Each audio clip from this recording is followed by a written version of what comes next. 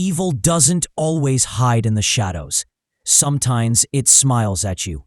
Tonight, the mask comes off. 3 true stories. Ordinary people who became monsters. These aren't movies. These are real crimes. Real lives stolen. By the end of this video, you won't just question strangers. You'll question the ones you love most.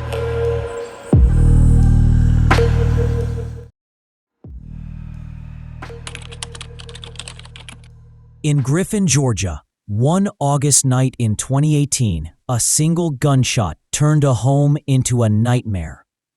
Was it murder or self-defense?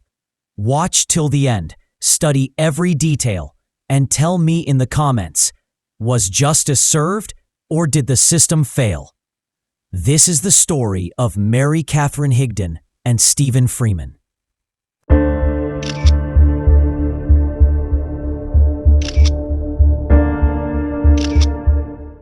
Stephen Freeman was born on January 1, 1995. He grew up in a close-knit family, loving parents, a younger brother, and a big circle of friends. Everyone who knew Stephen described him the same way: kind, funny, always smiling. He was the kind of guy who said, "I love you," freely, and meant it.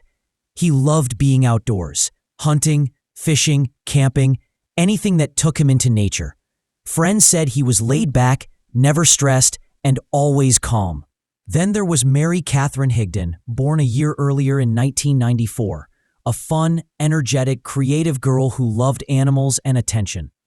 As a kid, she performed for her family, making everyone laugh. She was smart, playful, and grew up in the same small Georgia community. Mary and Stephen met in high school and clicked instantly. Both loved the outdoors, both had easygoing personalities, and they became inseparable fast. They were the couple everyone thought would last forever. After graduation, they moved in together and started building their adult lives. Stephen worked as a metal fabricator for a roofing company, while Mary worked part-time as a teacher's assistant, and later at a sporting goods store that sold firearms. There, she learned how to safely load, clean, and handle guns. She became comfortable, even proud, of her gun knowledge. Friends said she often bragged about being a better shot than Stephen. By 2018, the couple had been together on and off for 7 years. But behind the smiles, things were getting volatile. On the night of August 1st, 2018, a frantic 911 call came through just before 11 p.m. The woman on the line was hysterical. "I accidentally just shot my boyfriend. Please help me." The caller was Mary Katherine Higdon. When police arrived, they found her kneeling beside Stephen, who was lying on a mattress with a gunshot wound just below his neck. She was sobbing, screaming for help, begging him to survive. But Stephen was dying. He was rushed to the hospital, where he was pronounced dead before midnight. According to Mary, it had all been an accident. She said she was handing Stephen the Glock 42 they kept near the bed when it just went off. She claimed she didn't know it was loaded, but officers immediately doubted her story. The crime scene told a different tale.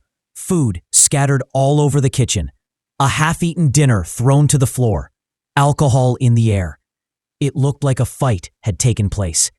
Mary was taken in for questioning that night. At first, she repeated her story. She had picked up the gun, tried to hand it to Stephen, and it went off by mistake. Then, under pressure, she changed it, saying she'd been tossing the gun to him when it fired. Detectives didn't buy it. Guns don't go off when thrown. As the interrogation grew more intense, investigators said Mary broke down and confessed, admitting she shot Stephen in anger. But when they went to review the taped confession, everything fell apart. The entire recording was corrupted. Static. No audio. No backup. That single failure would come to define this entire case. Without the confession, prosecutors had to rely on physical evidence, and what they found raised even more questions. The gun had cooking grease on its magazine and slide, matching the London broiled dinner Mary had cooked earlier that night. It suggested the weapon had been loaded after dinner, not just lying there by the bed. There were also signs this wasn't a first-time problem. Police had been called to their home 5 times in the year before the shooting, some for domestic disputes. Friends described their relationship as toxic and unstable. Stephen's close friends, Chase, Thomas, and Andrew, told detectives that Mary was extremely possessive and had a violent temper. She'd call him dozens of times when he didn't answer, sometimes 30 or 40 calls in a row. They also said Stephen was afraid of her and that she had pointed a gun at him before, not once, but several times. One friend remembered a message Stephen sent months earlier. "She's running around screaming, trying to shoot me and herself." Another recalled Stephen saying that when he looked into Mary's eyes during one of those moments, he truly believed she might kill him. Despite all this, Stephen never reported her. He still loved her, and like many in toxic relationships, hoped things would get better. But by July 2018, friends said he was ready to leave for good. He'd made plans to move out quietly while Mary was at work. He was supposed to leave on August 3rd, just 2 days after he was killed. In the days leading up to the shooting, their relationship swung wildly between affection and anger. On July 30th, they exchanged good morning texts. "Good morning, beautiful. Have a great day. Love you." But that same night, everything changed. Stephen told friends he wasn't going home, calling Mary Satan. The next day, August 1st, Mary cooked him dinner, his favorite meal, hoping to make peace. When Stephen didn't show up or answer her calls, she called his mom, who told her he was at a friend's house. So Mary got in her car and went looking for him. She found Stephen driving with his friend Thomas. According to Thomas, Mary pulled up right behind them, flashing her lights, yelling out the window, "Are you coming home?" Stephen looked exhausted, defeated. "Yes, I'm coming home. Calm down." 2 hours later, he was dead. Detectives believe Stephen finally went home to tell Mary he was leaving her. An argument erupted. Dinner was thrown, tempers exploded, and at some point, Mary grabbed her gun. Stephen was shot once in the chest. The bullet ended his life instantly. Police ruled it a homicide and charged Mary Katherine Higdon with murder, aggravated assault, and possession of a firearm during a felony. But her story would keep changing. By the time of the trial, she claimed she had shot Stephen in self-defense after enduring years of emotional and physical abuse.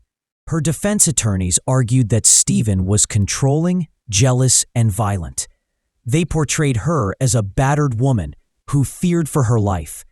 They even had text messages, 63 pages of them, showing Stephen sending angry, threatening messages, some so vulgar and aggressive that they were never released to the public. One of them read, "The more you talk, the more you get punished when I get home." Mary claimed punished meant hitting, grabbing, yelling, that she'd lived in fear. But Stephen's friends and family said the complete opposite, that Mary was the abuser. They said she was controlling, explosive, and manipulative. She had the gun knowledge, she had the temper. And then there was the biggest problem for prosecutors, the missing confession audio. It was their strongest evidence, and it was gone forever. As the case went to trial, both sides painted completely different pictures of the same relationship. The prosecution said she was angry, jealous, and refused to let Stephen leave. The defense said she was a victim pushed to the edge by years of abuse. And because there was no confession, no clear forensic proof of intent, everything came down to one question. Was it an accident or self-defense? Before the jury heard the verdict, the courtroom was tense. Both families were broken, one grieving a son, the other defending a daughter. And before I tell you how the jury ruled, what do you think so far? Was Mary acting out of fear or out of rage? Let me know in the comments below before we continue. The jury had heard two completely different stories. One, that Mary Katherine Higdon was a jealous girlfriend who couldn't handle losing control. And the other, that she was a woman pushed to the breaking point by an abusive partner. The courtroom was divided. The prosecution opened their case with a clear statement. This was not an accident, and it certainly wasn't self-defense. They pointed out that Mary knew exactly how to handle firearms. She worked in a gun store, she'd completed gun safety training, and she bragged about being a better shot than Stephen. For someone that experienced, an accidental discharge was almost impossible. They also reminded the jury that she had changed her story multiple times, from handing the gun, to tossing it, to saying it fired on its own. Every version was different, and every change made her look less credible. Then came the physical evidence. The grease found on the Glock suggested she'd loaded it after dinner, not just picked it up randomly. The scattered food and overturned table showed a fight had taken place, and Stephen's friends testified that this wasn't the first time Mary had pulled a gun on him. To them, this was no accident. It was the final act of a long, toxic relationship. But the defense came prepared. They knew, without the confession tape, the prosecution's case was weaker. Their entire strategy was to humanize Mary, to show her not as a killer, but as a survivor. They claimed Stephen was emotionally abusive, manipulative, and violent behind closed doors. That he controlled her, demanded to know where she was, what she spent, who she talked to. They said she lived in constant fear. And then, in a risky move, they put Mary Katherine herself on the stand. It was an emotional moment. Crying through most of her testimony, she told the jury about the early days of their relationship, how loving Stephen was in the beginning, how safe she felt, and how things slowly turned dark. According to Mary, the man everyone thought was gentle and kind had a much darker side. She said he had physically abused her, kicking, grabbing, and hitting her. She claimed that one time he kicked her off their bed so hard her head slammed into the doorframe. She never reported it, saying she blamed herself for making him angry. Then came her most shocking allegation. Mary told the court that Stephen had a red room, a space in their home, modeled after the one in 50 Shades of Grey. She said he would take her there and punish her. And according to her, 2 of those encounters turned into rape. She described one of them in disturbing detail. They had just returned from a trip to Disney World. When they got home, she said Stephen became aggressive. She asked him to stop, but he didn't. He allegedly told her, "I bought you all this stuff. Now you owe me." The courtroom was silent. Stephen's family sat in disbelief. They had never heard anything like this before. His mother was devastated, insisting that her son could never do something like that. But the defense wasn't done. They showed the jury over 60 pages of text messages from Stephen to Mary. Messages that were angry, threatening, and full of profanity. Some were so graphic, they weren't even read aloud in court. One read, "The more you talk, the more you get punished when I get home." When asked what punished meant, Mary said it referred to slapping, grabbing, and shaking her. She said that night, after making him dinner, she told Stephen she was done, that she wanted him to leave. That's when, according to her, he lost control. She claimed he threw things, screamed, and lunged at her.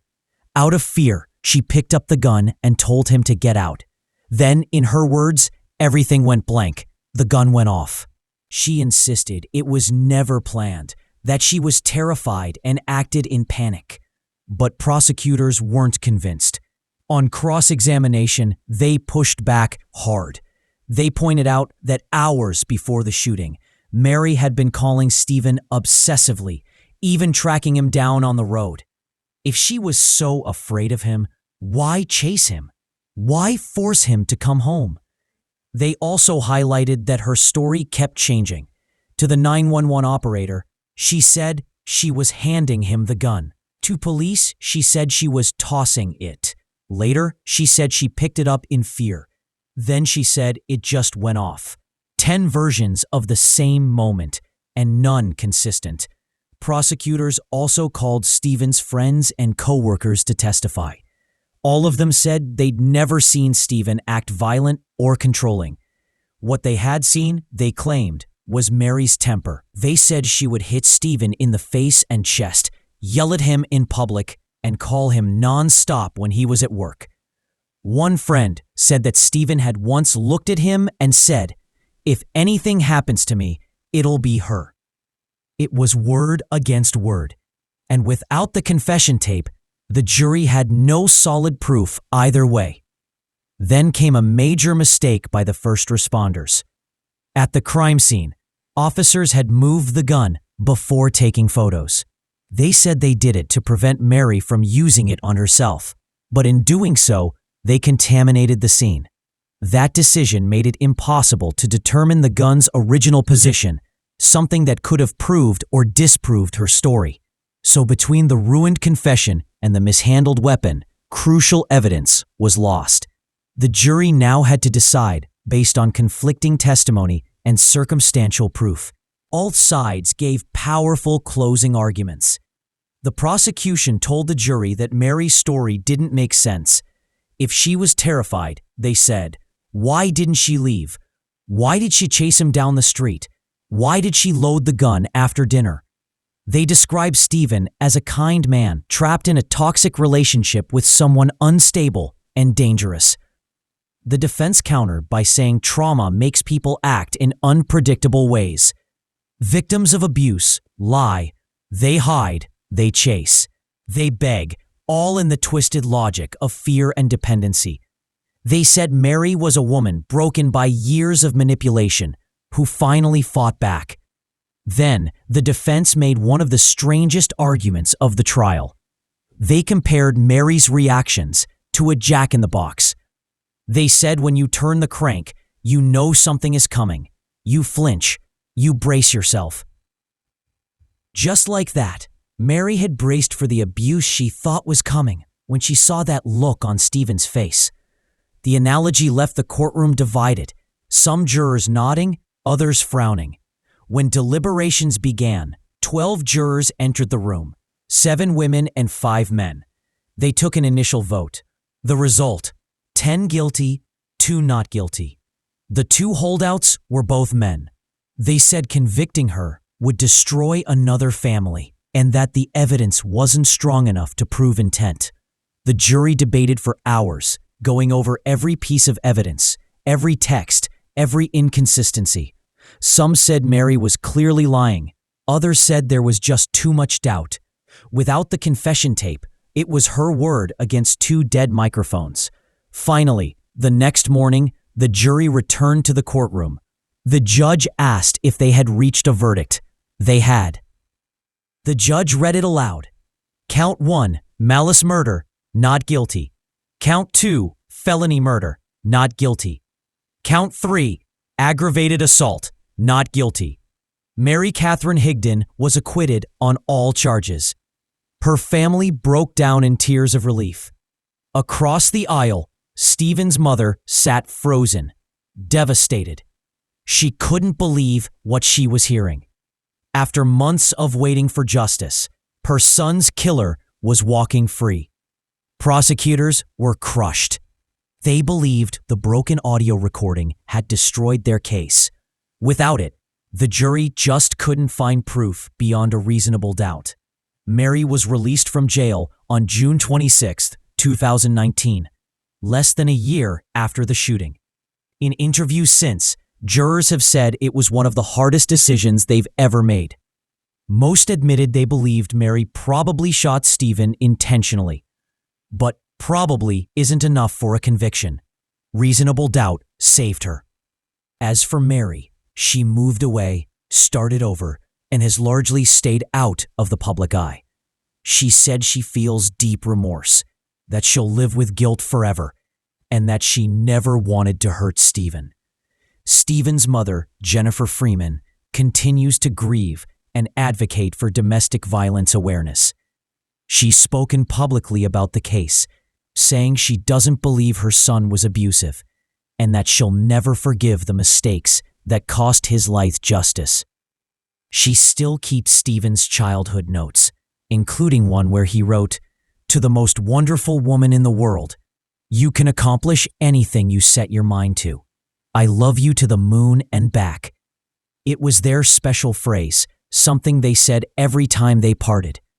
Today, she says those words remind her not just of who Stephen was, but of how quickly life can change. This case divided a town and left one question unanswered. Did Mary act out of fear or out of rage? With no confession, no clear forensic proof, and two completely opposing stories, the truth may never be known. Some see a victim who survived abuse. Others see a manipulator who escaped punishment.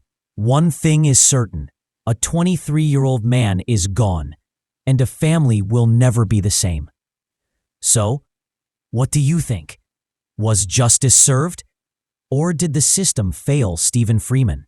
Let me know your thoughts in the comments below.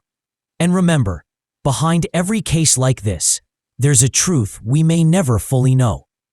Before you share your thoughts, make sure you like the video. And if you want to see more true crime cases like this, make sure you subscribe our channel. It was Halloween morning in Mount Pleasant, Michigan, while children prepared for costumes and candy. By noon, a young mother would vanish, and a small community would be thrust into a nightmare. The last person to see her alive wasn't a stranger in the dark. It was the man her family trusted most. Before the night was over, faith would turn to fear, and a town would learn that monsters don't always hide in the shadows. They stand behind pulpits. Rebekah Jane Gay was 24 years old. She was the kind of woman people described as light in human form. Sweet, soft-spoken, and endlessly kind. She worked at a local Goodwill store and lived a modest life with her 3-year-old son, Conway. Rebekah had dreams, but her world revolved around her boy. She was a single mother, balancing long shifts and quiet evenings in their little trailer decorated with Halloween pumpkins.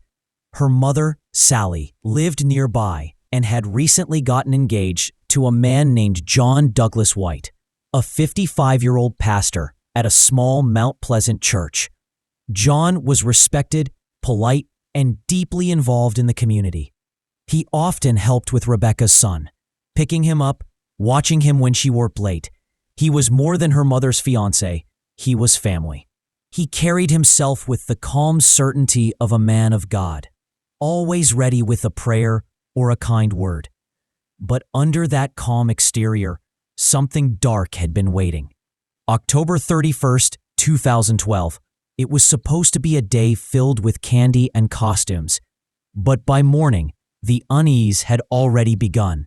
At 8 a.m., Rebekah's co-workers noticed she hadn't shown up for her shift. She was never late, not once. They called her phone. No answer. They texted. Nothing. Maybe her car had broken down. Maybe her son was sick. But something didn't feel right. By early afternoon, concern turned to fear. A coworker drove out to Rebekah's trailer park, hoping to check on her. Her silver car wasn't there. The front door was locked. No sound came from inside. The coworker glanced around.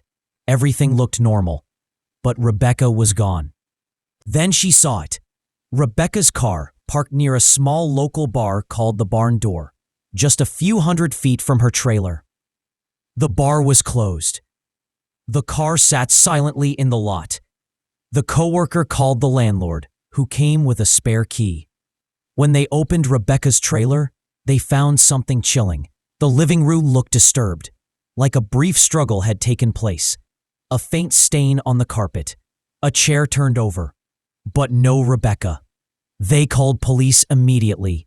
When officers arrived, they began piecing together the last time anyone had seen her. Rebekah had tucked Conway into bed the night before and planned to pick him up from his father that afternoon. But she never arrived. They quickly learned that Rebekah's mother's fiancé, Pastor John White, had watched Conway that morning. He had taken the boy to his father's house around 8:30 a.m. The pastor himself confirmed it. He said Rebekah must have left early for work, and everything seemed fine when he saw her last. At first, police had no reason to doubt him. John was a minister, a trusted man of faith, and seemed deeply concerned about Rebekah's disappearance. He even helped organize search efforts, offering prayers with volunteers. He comforted Sally, who was falling apart with worry. But detectives are trained to notice what others miss, and soon, little things about John didn't sit right. When officers visited his trailer for questioning, John greeted them calmly, almost rehearsed, like he'd been expecting them. They noticed scratches on his hands and a fresh cut on his nose. When they asked what happened, he smiled faintly and said a shelf in his trailer had fallen on him. The explanation was strange, but his tone was confident, as if daring them to challenge it. They asked him to recount his morning again. His version kept shifting. First, he said he'd gone to Rebekah's home early to see if she needed help with her son. Then he said she was in the bathroom, that he spoke to her through the door but never saw her face. He claimed he'd fallen asleep on her couch for a bit, then woke up when Conway came out. He said he took the boy to his father and came back home. Something didn't add up. Why would a grown man, her mother's fiancé, fall asleep on her couch while she was getting ready for work? Why hadn't he seen her leave? The more he talked, the more uneasy the detectives felt. As the investigation deepened, police began looking at everyone in Rebekah's life. Her boyfriend, Aaron, was questioned.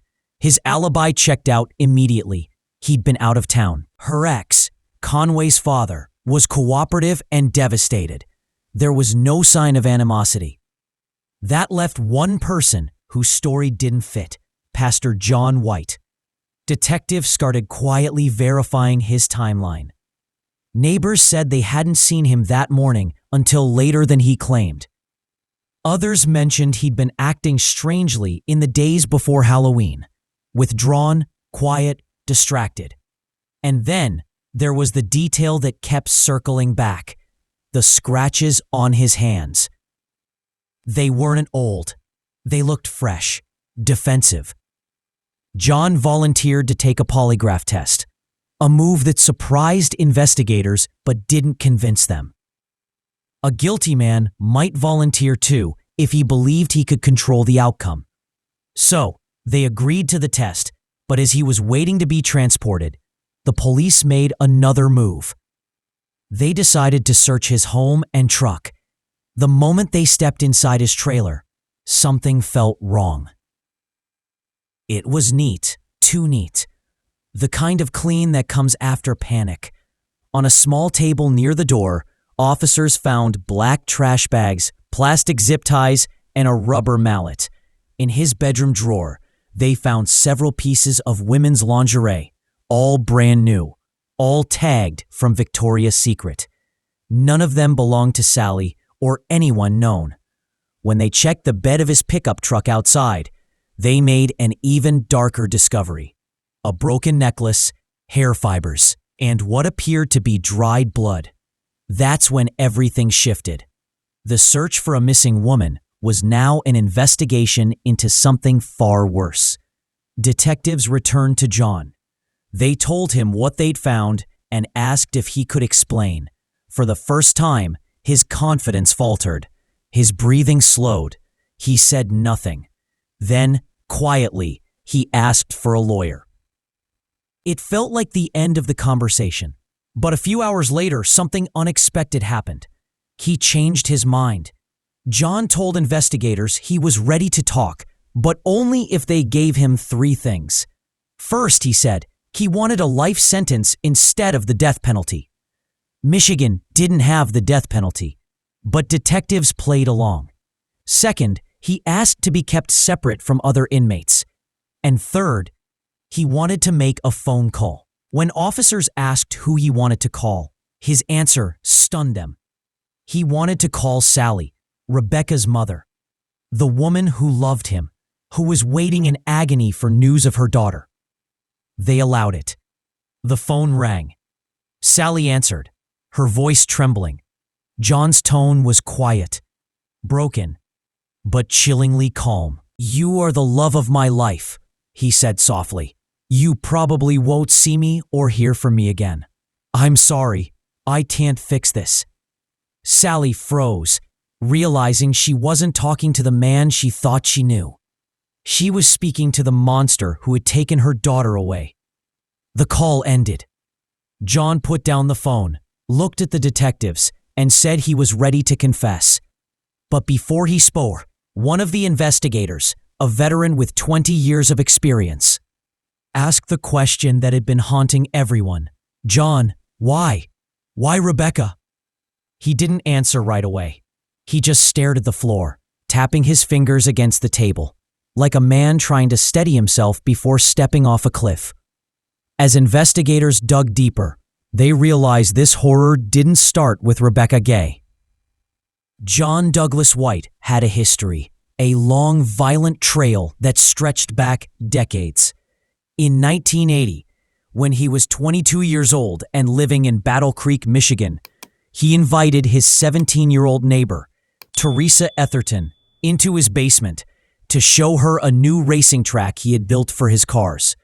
Moments after she stepped inside, he lunged at her with a hunting knife, stabbing her 15 times.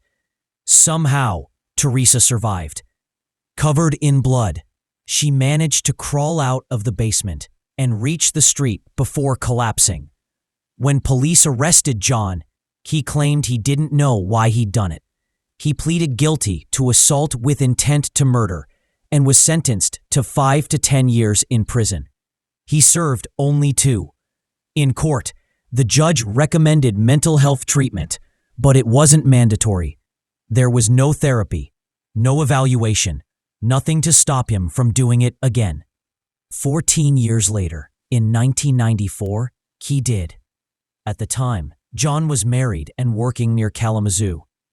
He was having an affair with a 26-year-old coworker named Vicky Sue Wall.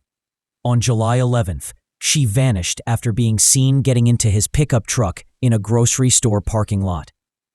6 weeks later, her decomposed body was found in a wooded area off East H Avenue. John told police she had overdosed on drugs and that he panicked, dumping her body because he didn't want to be blamed. Without clear forensic evidence, prosecutors couldn't prove murder. He pleaded guilty to involuntary manslaughter and was sentenced to 8 to 15 years. He was released after 12. Inside prison, John claimed he had been reborn. He studied theology, earned a minister's certificate, and told anyone who would listen that God had changed him. He spoke softly, carried a Bible everywhere, and convinced parole boards that he was safe. By 2009, he was standing at the pulpit of a tiny church outside Mount Pleasant, preaching about redemption and second chances. To the congregation, he was proof that even the darkest souls could be saved.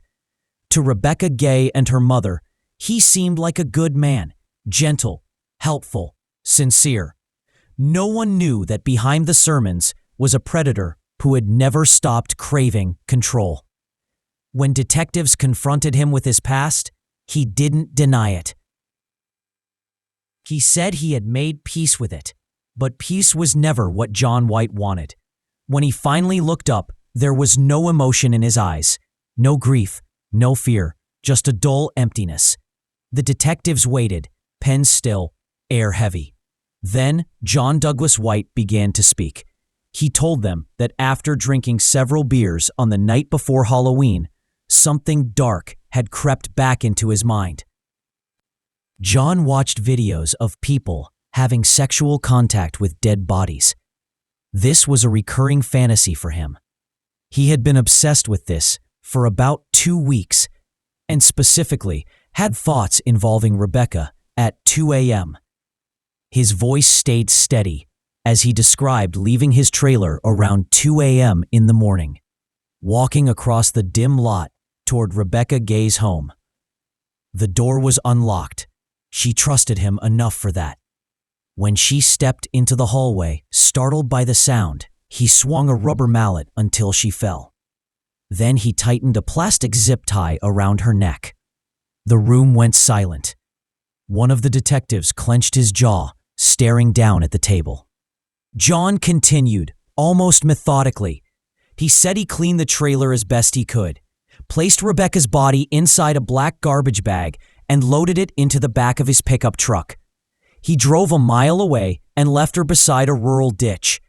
Then he returned home, moved her car near the bar to fake an abduction, and lay down on her couch to sleep. At 8:30 that morning, he woke to the sound of Conway's footsteps. The little boy calling for his mother. John fixed the child breakfast, dressed him, and calmly drove him to his father's house. When the detective asked how he could do that, how he could look into the eyes of Rebekah's son after what he'd done, John said nothing. He simply stared ahead, expressionless. By the time his confession ended, the sun had set. Outside the police station, reporters gathered, lights flickering in the cold air. Inside, officers prepared a search team. John White led them to the spot himself. A few hours later, in the early morning darkness of November 1st, 2012, officers found Rebekah's body exactly where he said it would be, inside a trash bag in a shallow ditch off Pickard Road. When word reached her mother, Sally Gay, she collapsed.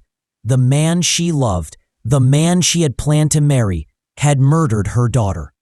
The betrayal was almost too much to comprehend. Mount Pleasant, a quiet town that had trusted its pastor completely, was now paralyzed by shock. The man who preached forgiveness on Sundays had become the face of unimaginable evil. After his arrest for Rebekah's murder, prosecutors moved quickly. The confession was ironclad. The evidence, blood, jewelry, the mallet, the zip ties, tied him beyond doubt. In March 2013, John Douglas White pleaded guilty to second-degree murder. The judge sentenced him to 56 to 85 years in prison. He would never walk free again. But prison wasn't the end of his story. 5 months later, on August 28, 2013, guards at the Ionia Correctional Facility began their rounds just after 4 in the morning. When they reached White's cell, they found him hanging from a bedsheet tied to the ceiling vent. The man who once claimed to have found God had taken his own life. He left no note, no explanation, just silence. John Douglas White's story ended inside a prison cell. But for many, his death brought no peace. Because if he had been properly punished for his first crime, so many lives, including Rebekah's, might have been saved. What do you think? Could this tragedy have been prevented if the system had done its job? Tell me your thoughts in the comments below. For Sally Gay, that silence was unbearable. She had already lost her daughter. Now, the man who killed her was gone too, taking every answer with him. In interviews later, she said she couldn't reconcile the two versions of John White, the kind, attentive fiancé and the monster who murdered her child. "I don't understand how both could exist," she said. "How can someone pray with you one night and destroy your world the next?" For the people of Mount Pleasant, the story became a wound that never fully healed. Church members who had defended John in the past were consumed by guilt. One elder said, "He fooled us all.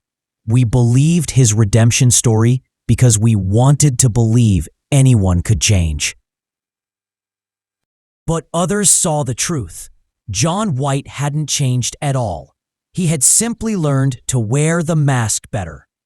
Rebekah's friends held a candlelight vigil outside the Goodwill store where she worked. They placed photos of her, surrounded by small pumpkins and handwritten notes. Co-workers remembered her as the one who could brighten any shift. Her boyfriend, Aaron, spoke quietly to reporters. She was kind to everyone. She trusted people too easily, he said. That's what made her special, and what made her vulnerable. As the candles flickered in the cold wind, Conway's grandparents held him close. He was too young to understand what had happened, too innocent to grasp the nightmare that had taken his mother away. Rebekah Gay's story isn't just about a murder. It's about trust, the kind we give to people we believe are good. It's about how predators exploit kindness, how they hide behind the language of redemption. She was a young mother who deserved a future. Instead, her name became a warning. If you visit Mount Pleasant today, the quiet feels heavier. The leaves still turn gold every fall. Kids still dress up for Halloween, and neighbors still wave to one another. But behind the small-town calm, the memory lingers. Because once, on a cold October morning, a man of God revealed what he truly was.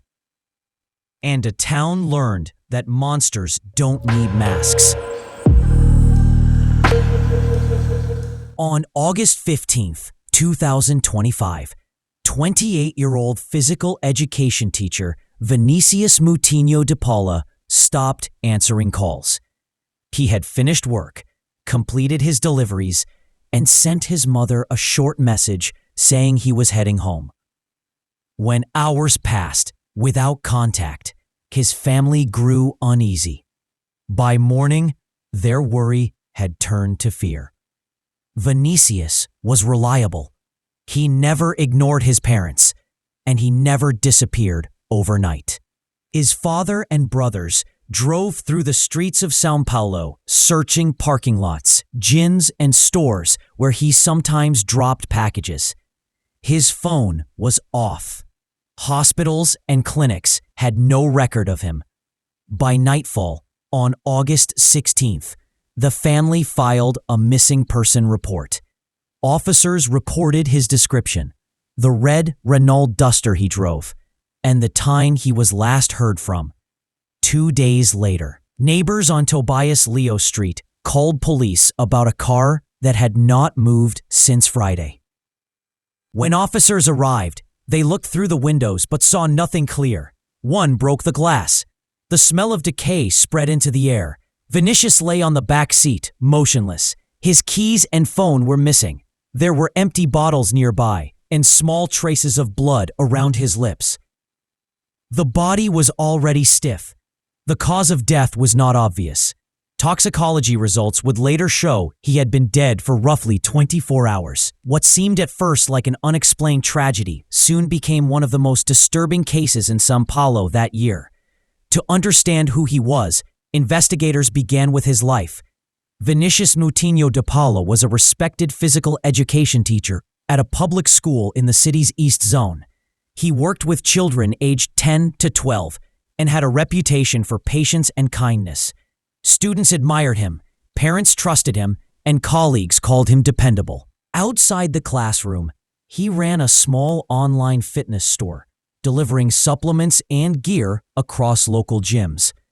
He lived modestly with his family, helped his younger brothers with homework, and avoided drinking or smoking. His dream was to open a low-cost gym so young people could train safely without expensive memberships. Everything about him suggested balance, routine, and discipline. In 2021, he met Lissa Gonçalves de Moura, a hospital technician and single mother. At first, the relationship seemed ordinary. They went out often and shared mutual respect.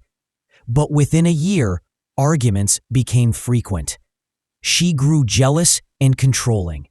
Several fights ended with him leaving to cool off, then returning after she apologized. In 2023, they broke up for what he believed was the final time. He told family members he wanted peace and focus on his career. Lissa continued to message and call him, asking to meet again. He ignored most attempts. Early 2025 brought new concern. During one visit, he noticed sedative medication among her belongings, drugs meant for hospital use only. He confronted her and warned that keeping such substances was dangerous. Weeks later, he told a friend he suspected she had once slipped something into his drink. He had blacked out for 2 days and woke up confused. When he regained control of his social media accounts, he found posts claiming they were back together and offensive messages sent to one of his friends. He announced publicly that his accounts had been hacked and ended all contact with Lisa. After that, he focused on work and began seeing Juliana, a friend from high school. By mid-2025, he appeared happy again. Friday, August 15, 2025, began as a normal day. Vinicius taught his morning classes, logged attendance, and helped update gym equipment lists. After lunch, he handled deliveries for his online business. One order required a short trip to the Rebekah district. Around 6 p.m., he left home in his red Renault Duster, completed the drop-off, and sent an electronic receipt to the customer. At 7 p.m., he texted his mother, "Heading home now." That was his last message. Not long after, he received a call from Lisa. She asked to meet on friendly terms to celebrate her recent birthday. Believing it would be a short, civil conversation, he agreed. Surveillance footage later showed his car entering a motel parking lot at 9:03 p.m. He was driving. She was beside him. The receptionist confirmed Lisa checked in using digital ID. From that moment, the only records of the night came from her statements and digital traces. She later told investigators they drank beer, talked, and that Vinicius used cocaine, a claim denied by everyone who knew him. She said he slipped in the bathroom, hit his head, and later fell asleep. She insisted she left around 5 a.m. because he was too tired to drive. Security cameras contradicted parts of that story. At 2 a.m., messages were sent from his phone to Juliana. They sounded emotional and unlike his normal tone. "I stepped out for air and betrayed you," one read. Juliana noticed the writing style felt wrong and asked for proof. No reply came. At 5:35 a.m., the motel cameras showed the red Renault Duster leaving. Only one person was visible behind the wheel, a woman matching Lisa's description. The car appeared later parked on Tobias Leo Street, where police would find it 2 days afterward. From then on, Vinicius's phone went offline. His mother kept calling through the weekend with no answer. His father retraced his usual routes. When the police finally located the vehicle, they informed the family. Inside were empty beer bottles, but nothing that explained the sudden death of a healthy young man. Detectives reviewed the motel footage and questioned Lisa. In her first statement, she said she had seen him only briefly and left before midnight. Hours later, she changed her version, saying she stayed until morning. Asked where he dropped her off, she hesitated, first claiming near the Dom Bosco station, then admitting she couldn't remember the street. When asked how she returned home, she said by Uber, but could not show the ride record, explaining that she lost her phone that same day and had bought a new one. Her answers raised immediate suspicion. The Moutinho family recorded another conversation with her. In that audio, she gave yet another sequence of events and different times. The inconsistencies became evidence. Police compared her timeline with data from cameras and messages. They confirmed that from the moment she entered the motel, no one else visited the room, and the car did not move until early morning when she drove away alone. Forensic tests on the body changed the direction of the case. Toxicology reports detected strong hospital-grade sedatives far above safe limits. The combination with alcohol caused respiratory failure. There was no head injury or internal trauma to support her version of a bathroom fall. Investigators concluded the substances had been mixed into drinks several hours before death. The chemical profile matched medications available only in medical facilities exactly the kind of drugs to which Lissa had access through her job. What began as an unexplained death now appeared to be a deliberate poisoning disguised as an accident. Detectives presented their findings to the district attorney. A temporary arrest warrant was issued for Lissa Gonçalves de Mota. At dawn, homicide officers arrived at her address in eastern São Paulo. She was detained without resistance and taken for questioning. In her apartment, they found a recently purchased phone with no previous data, a notebook listing hospital shifts, and packs of medical syringes. All items were sent for analysis. Lissa remained calm during questioning and repeated one line, "I didn't do anything illegal." Vinicius's parents brought additional material, audio of her contradictory statements, and written notes summarizing every version she had given. For them, the arrest meant movement toward accountability, but not closure. While investigators examined the evidence seized from Lissa's apartment, they built a clear timeline. Security footage, phone records, and forensic reports all pointed in one direction. The sedatives found in Vinicius's blood matched the medications accessible at the hospital where Lissa worked. The dosage level was high enough to cause rapid unconsciousness and breathing failure when combined with even small amounts of alcohol. Every step of the analysis reduced the chance that his death was accidental. Detectives confirmed that Lissa's digital ID had been used to check in at the motel. Her signature was in the registry. The timestamps from cameras showed that she entered with him and left alone before sunrise. There was no sign that he ever left the building alive. The data from the phone towers proved that Vinicius's device stayed in the same area until it was turned off around 5:30 that morning. Lissa's phone, though allegedly lost, connected briefly to the same tower minutes before the car was seen leaving. The pattern told the story the suspect refused to admit. At the homicide division, investigators interviewed colleagues from the hospital. They confirmed she had knowledge of controlled substances and worked in units where sedatives were stocked. Some co-workers mentioned she had requested additional medication under vague justifications. None imagined she would misuse it, but the coincidence was striking. The prosecution added these statements to the case file as supporting evidence of access and intent. The family's recorded audio further undermined her credibility. Each version of her timeline contradicted the next. In one, she said she left at midnight. In another, at 8 a.m. The police compared her own words against timestamps and concluded that her story shifted each time new information surfaced publicly. The inconsistency became one of the strongest elements for the prosecutor. With the arrest completed, investigators submitted a comprehensive report to the district attorney.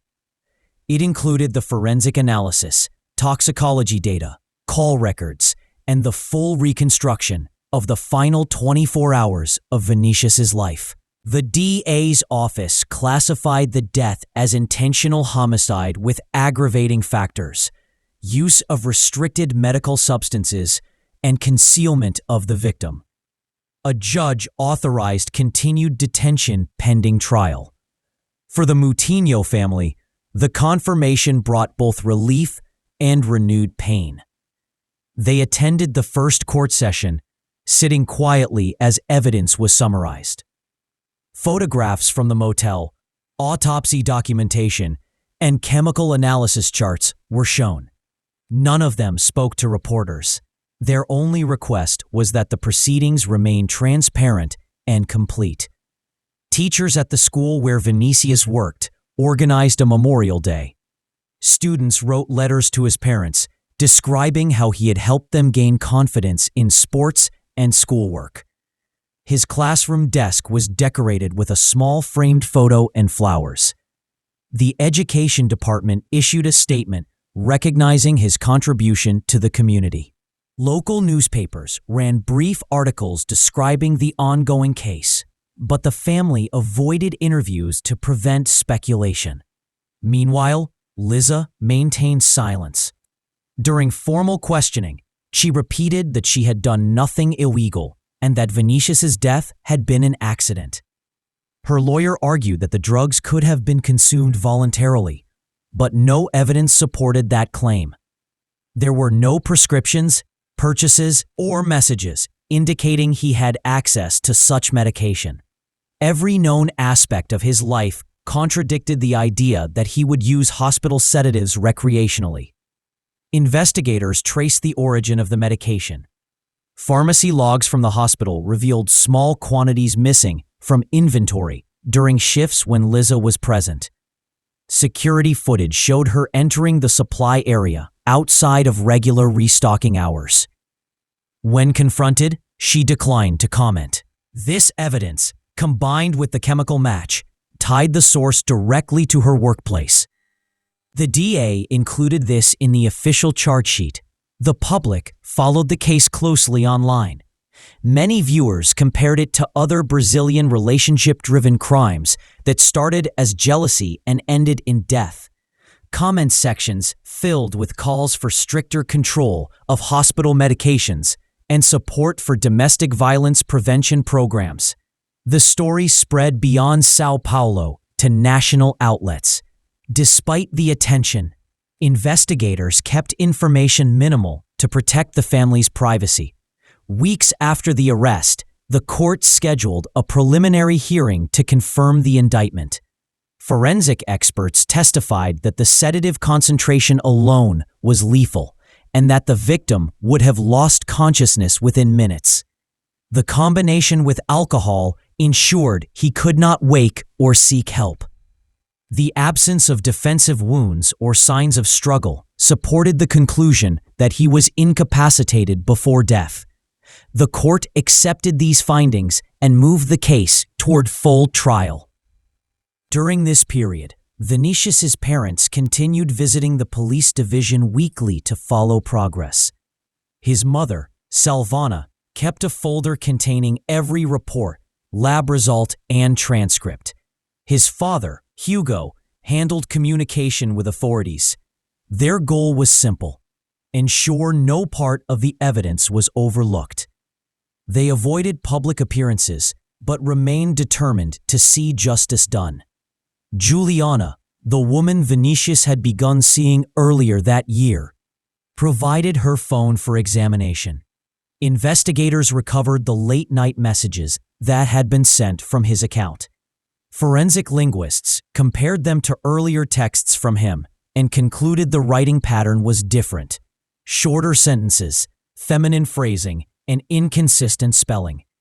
This supported the theory that Liza had used his phone to create a false impression of infidelity before disposing of him. The prosecution planned to use this as proof of psychological manipulation preceding the murder. As the case advanced, the narrative became clear. Liza had invited him under the pretense of reconciliation, administered sedatives mixed with alcohol, and waited until he lost consciousness. She then sent fabricated messages to create a story of guilt, drove his car to a distant location, and abandoned it with the intention of making the death look self-inflicted or accidental. Her attempts to erase digital traces failed because of security camera evidence and network records.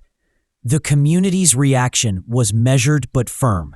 At the school, colleagues raised funds for a scholarship in his name, supporting sports education for underprivileged students. Local authorities highlighted the importance of monitoring professional access to controlled drugs.